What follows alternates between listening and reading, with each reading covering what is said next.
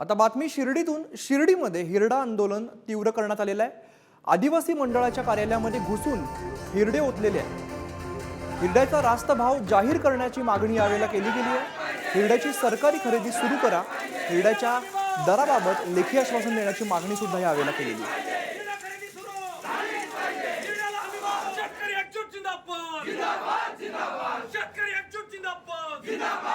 किसान सभेच्या नेतृत्वाखाली राजूर या ठिकाणी थंडी गारठ्यामध्ये मुक्काम आंदोलन सुरू आहे.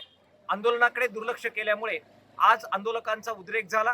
प्रचंड मोर्चा काढून आज महामंडळाच्या कार्यालयात आदिवासी कार्यकर्ते आणि शेतकरी कार्यकर्ते घुसले आणि त्यांनी हिरड्याचे पोतेच्या पोते आदिवासी महामंडळाच्या कार्यालयाच्या मध्ये टेबलवर ओतून आपला निषेध व्यक्त केलेला आहे. हे आंदोलन पुढे सुरू राहणार आहे. सरकारने अधिक अंत पाहू नये, आदिवासी शेतकऱ्यांच्या मागण्यांना न्याय द्यावा, अशा प्रकारची मागणी किसान सभेच्या वतीने आम्ही करतो आहोत.